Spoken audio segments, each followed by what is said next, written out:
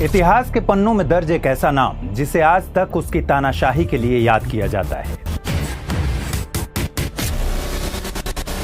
एक ऐसा डिक्टेटर जिसके नाम से दुनिया खौफ खाती थी, जिसके एक एक्शन ने यूरोप को दूसरे विश्व युद्ध की आग में झोंक दिया था। एक ऐसा नाम जिसके बाद दुनिया में कहीं किसी ने मनमानी की तो उसे तुरंत उसी नाम से बुलाया जाने लगा। और राष्ट्रवादी स्कूल का एक ऐसा विद्यार्थी जिसने न केवल जर्मनी बल्कि दुनिया के कई मुल्क के लोगों में अपने मुल्क और अपने गुट के लिए गर्व की भावना और जोश पैदा कर दिया। फांसीवादी विचारधारा का वो अड़ियल मिजाज नेता जिसने खुद अपने जीते जी ये नहीं सोचा होगा कि उसके जाने के बाद दुनिया भर के लोग उसे इस तरह जानेंगे।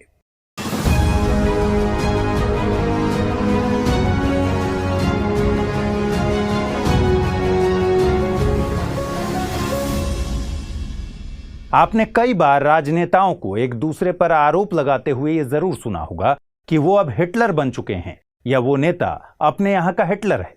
आज के इस एपिसोड में हम अडोल्फ हिटलर की जिंदगी के अलग अलग किस्सों को जानेंगे कि क्यों हिटलर यहूदियों की जान लेने पर तुला रहता था। ये भी समझेंगे कि मध्य यूरोप का ये तानाशाह रूसियों से क्यों खार खाए हुए था, और बात करेंगे उस छोटे से किस्से की जिसमें हिटलर का जिक्र भारत के साथ भी होता है। लेकिन सबसे पहले देखते हैं हिटलर का निजी जीवन कैसा था। अडोल्फ हिटलर का जन्म 1889 में ऑस्ट्रिया और जर्मनी की सीमा के पास बसे एक छोटे से नगर ब्रोनो-एमिन में हुआ था। हिटलर एक मध्य वर्ग के परिवार से ही आता था क्योंकि उसके पिताजी एक कस्टम अधिकारी थे। हिटलर का अंदाज जिस तरह अग्रेसिव था, उसे देखकर लगता था कि उसमें कहीं ना कहीं उसके पिता की छवि दिख रही हो। उसके पिता अलोइस को भी कई जगह बहुत डोमिनेटिंग नेचर का बताया गया है। हालांकि बचपन में अडोल्फ हिटलर का स्वभाव अपने पिता से बिल्कुल अलग था। 1908 में अपनी मां क्लारा की मौत के बाद हिटलर अपने करियर के लिए वियना चला गया। उसका ख्वाब एक आर्टिस्ट बनने का था। वियना में उसने पेंटिंग की लाइन में आगे बढ़ने का फैसला लिया। वो पैसे कमाने के लिए अपने हाथों से बनाई हुई पेंटिंग्स बेचता था। उसने अपनी पेंटिंग्स में ज्यादातर या तो ऑस्ट्रिया की आधिकारिक इमारतों या फिर कुदरत को दिखाया। Winter clock tower, Vienna state opera house और स्क्लॉस वेलवेद्रे जैसी कुछ पेंटिंग्स हिटलर ने खुद अपनी हाथों से बनाया था। 1908 से 1913 तक वो ऑस्ट्रिया की राजधानी वियना में रहा। लेकिन ये 5 साल हिटलर की जिंदगी की दिशा तय करने वाला असली समय था। ये वही दौर था जब उसके ज़हन में यहूदियों के खिलाफ इतनी ज्यादा नफरत भर दी गई कि आगे चलकर वो दुनिया का सबसे दुर्दांत तानाशाह बन गया।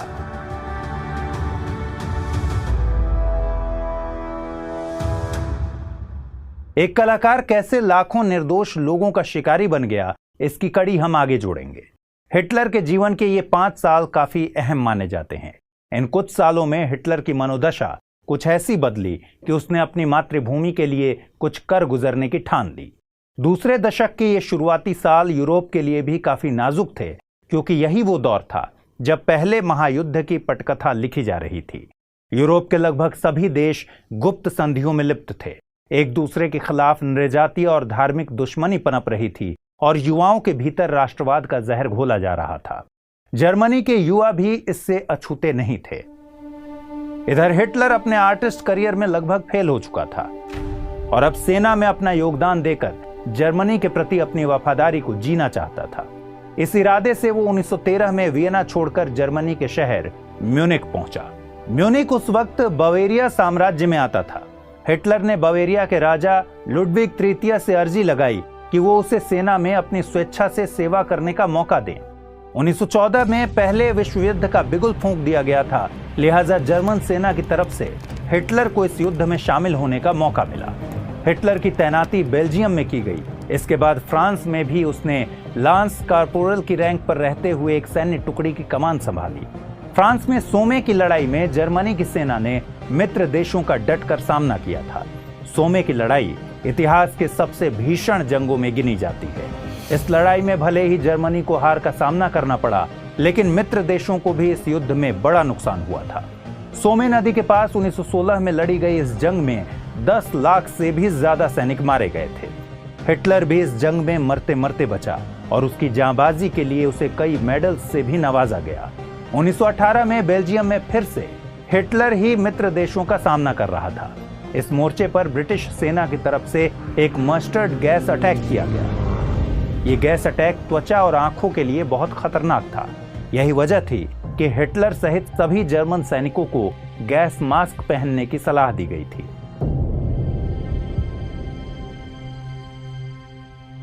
यहीं से हिटलर के जिंदगी से जुड़ी एक रोचक कहानी निकल कर आती है। आपने जब भी हिटलर की कोई तस्वीर देखी होगी तो उसकी मूंछों पर जरूर ध्यान गया होगा। हिटलर की मूंछें इतनी फेमस हुई कि लोगों ने इसे स्टाइल बना दिया और खुद उस स्टाइल को रखने लगे। हिटलर की मूंछें एक टूथब्रश की तरह दिखती थी। कुछ लोग मानते थे कि उस वक्त के जाने माने हास्य कलाकार चार्ली चैपलिन के जरिए ब्रिटिश सेना को चैलेंज करने के लिए हिटलर ने इस तरह की मूंछें रखी। लेकिन हकीकत यह है कि जब बेल्जियम के इप्रा में जर्मनी और ब्रिटिश सेना का आमना सामना हुआ तो ब्रिटिश सेना ने गैस अटैक किया था, जिसका जिक्र हमने अभी थोड़ी देर पहले किया। जर्मनी ने इस अटैक से बचने के लिए ही हिटलर को अपनी मूंछों को काटने की सलाह दी ताकि लड़ाई के दौरान गैस मास्क उसके मुंह पर फिट हो सके। खैर, ये तो एक दिलचस्प किस्सा था। लौटते हैं कहानी पर। 1916 और 1918 में हुई दोनों लड़ाइयों और दूसरे मोर्चों पर जर्मनी को पहले विश्व युद्ध में मुंह की खानी पड़ी थी। हिटलर को हार का सामना करना पड़ा था, लेकिन इस हार ने जर्मनी और हिटलर के रसूख को बढ़ाने में बहुत बड़ी भूमिका निभाई। हार के बाद हिटलर तिलमिलाया हुआ था, लेकिन उसने लोगों में और सेना के जवानों में जोश भरना बंद नहीं किया। उसके भाषण काफी जोश से भरे रहते थे। हिटलर ने कहा, if you win you need not explain, if you lose you should not be there to explain. यानी अगर आप जीतते हैं तो आपको कुछ भी बताने की जरूरत नहीं है, पर अगर आप हारे तो आपको कुछ भी समझाने के लिए रहना ही नहीं चाहिए। यानी इशारा सीधा था, जीतो तभी जिंदा रहो।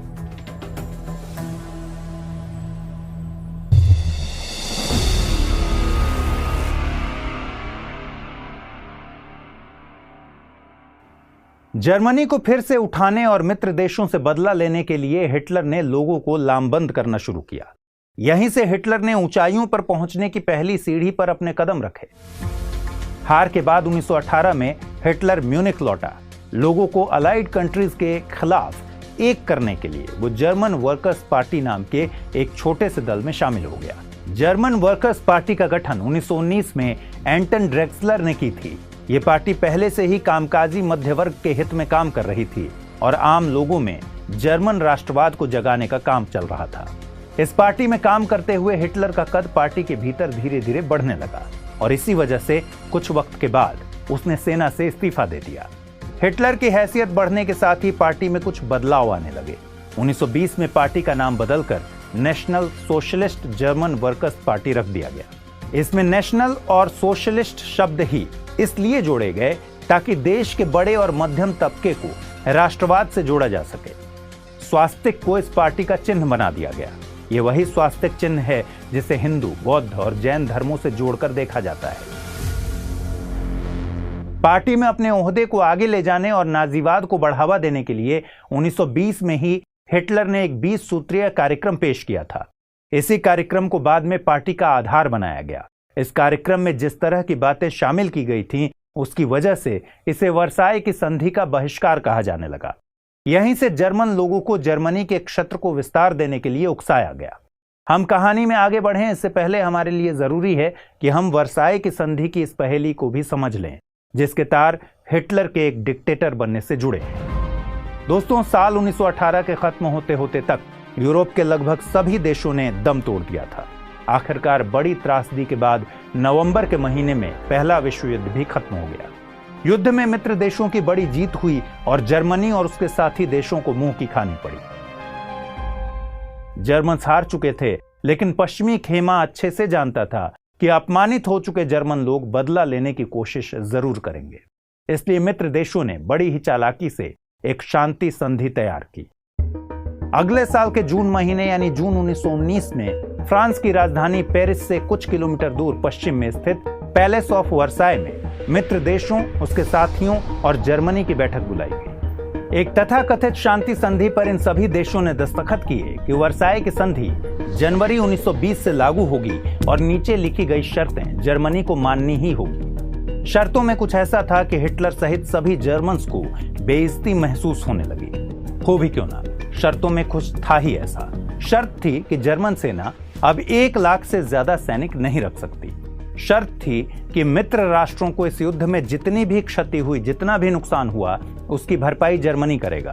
क्योंकि युद्ध के दरमियान जर्मनी ने फ्रांस के लोहे और कोयले का खूब इस्तेमाल किया, इसलिए कोयले से भरे जर्मनी के सार क्षेत्र पर अगले 15 सालों तक फ्रांस का कब्जा रहेगा। संधि के तहत जर्मनी के अधिकार वाले देशों को मित्र राष्ट्र के अधीन कर दिया गया।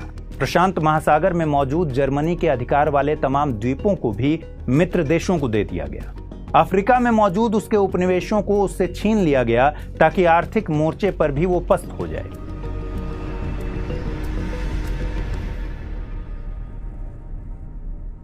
एक और निकृष्ट शर्त ये रखी गई जिसे सुनते ही अपने आप में वाकई भेदभाव वाली भावना आती है। वो ये कि पहले विश्व युद्ध की शुरुआत के लिए केवल और केवल जर्मनी ही जिम्मेदार है। ऐसे में लाजमी है कि जर्मन्स अपमानित महसूस करते। वर्साई की अपमानजनक संधि हिटलर को अंदर ही अंदर खाए जा रही थी। इसलिए उससे लंबा बदला लेने के लिए उसने national socialist German workers party यानी नाजी पार्टी के जरिए लोगों को लामबंद करने की योजना बना ली।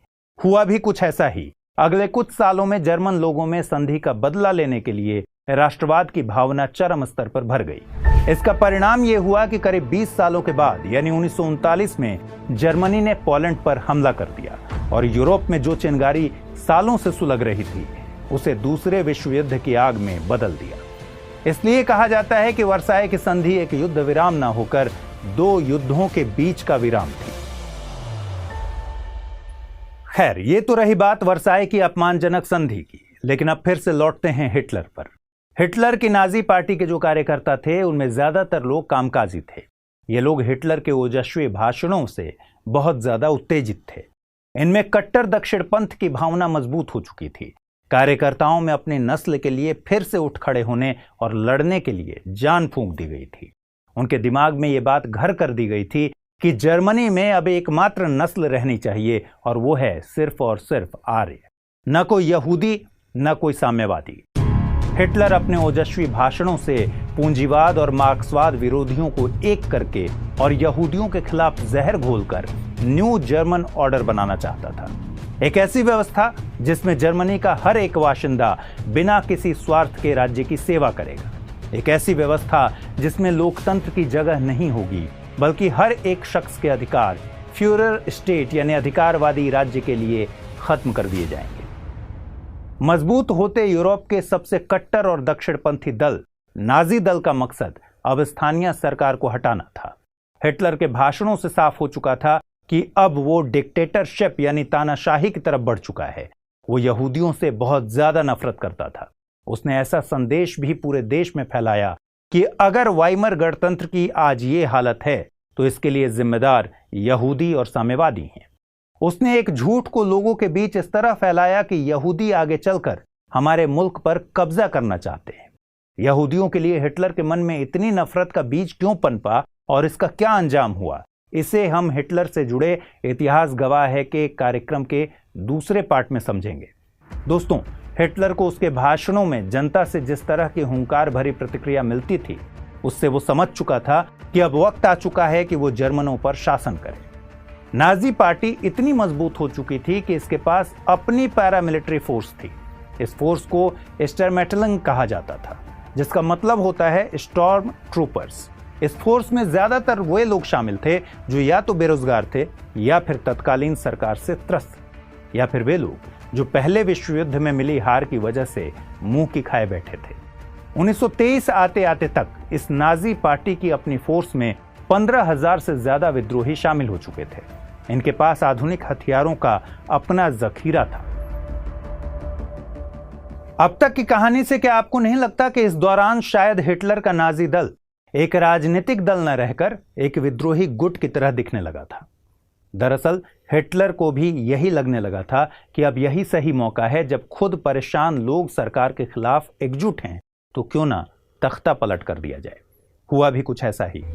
हिटलर ने पहले विश्व युद्ध में जर्मनी के हीरो रहे जनरल एरिच लुंडॉर्फ के साथ मिलकर एक योजना बनाई कि अपने हथियारबंद सैनिकों के साथ क्यों ना स्थानीय बवेरिया सरकार को गिरा दिया जाए। दोनों ने मिलकर तख्ता पलट करने की हिमाकत भी की, लेकिन उन्हें कामयाबी नहीं मिली। इस पूरी घटना को इतिहास में हम बियर हॉल पुच या म्यूनिख पुच के नाम से जानते हैं। इस तख्ता पलट की कोशिश को सेना ने नाकाम कर दिया और इस निरर्थक कोशिश के बाद हिटलर को न केवल पार्टी स्तर पर नुकसान हुआ, बल्कि उसे 5 साल की सजा भी सुना दी गई। लेकिन हिटलर का राजनीतिक रसूख इतना बढ़ चुका था कि उसने महज 9 महीने ही एक बंदी के तौर पर बिताए। इन 9 महीनों में भी वो शांत नहीं रहा। जेल में रहते ही उसने एक किताब लिखी। हिटलर के इस पॉलिटिकल ऑटोबायोग्राफी का नाम है मीन कैंप, यानी मेरा संघर्ष। हालांकि इस किताब का यह पहला अंश ही था जिसे 1925 में पहली बार पब्लिश किया गया। कहते हैं कि चैंपियंस वो होते हैं जो आपदा को अवसर में बदल देते हैं। हिटलर ने भी कुछ ऐसा ही किया। हिटलर जानता था कि जेल की सजा उसके लिए एक मौका है। तख्ता पलट की कोशिश के बाद हिटलर उन सभी लोगों की नजरों में हीरो बन चुका था जो सरकार से त्रस्त थे। ऐसे लोग जो यहूदियों के और कम्युनिस्टों के खिलाफ लामबंद हो चुके थे और हिटलर के साथ कंधे से कंधा मिलाकर चल सकते थे। हिटलर के पास जर्मन्स का मोरल और इमोशनल सपोर्ट था। वो ज़हनी तौर पर इस बात के लिए तैयार था कि अगर इस वक्त वो अपने विचारों को जनता तक पहुंचाना चाहे तो ये उसके लिए बहुत आसान होगा। उसने जेल में रहते हुए लिखी अपनी किताब में नाजियों को सर्वोपरि मानने और यहूदियों को दुश्मन मानने जैसी बातें लिखी। उसने सीधे सीधे लिखा कि यहूदी जैसी अशुद्ध नस्ल को बाहर फेंकने का वक्त आ गया है। उसने पूर्व में जर्मनी के विस्तार का विचार रखा, जिसमें शामिल देश थे पोलैंड, चेकोस्लोवाकिया, ऑस्ट्रिया और रशिया। हिटलर की लिखी किताब मीन कैंप को पढ़ने के बाद न केवल जर्मनी बल्कि दुनिया भर में उसके चहेतों की संख्या बढ़ने लगी। 1925 में नाजी पार्टी की सदस्यता बढ़कर 25,000 हो चुकी थी और 1929 आते आते तक इसके सदस्यों की संख्या करीब करीब 2 लाख हो गई। वक्त भी मानो नाजियों का साथ दे रहा था। पहले विश्व युद्ध की त्रासदी के चलते जर्मनी दूसरे दशक में आर्थिक संकट झेल रहा था। लाखों लोग अपना रोजगार खो चुके थे। इधर 1929 की महामंदी की चपेट में आने के बाद जर्मनी जिन उधारों के सहारे थोड़ा बहुत चल पा रहा था, वे भी खत्म हो गए। सरकार के खिलाफ भी लोगों की नाराजगी बढ़ रही थी और इधर हिटलर का कद उसी तरह से बढ़ता जा रहा था।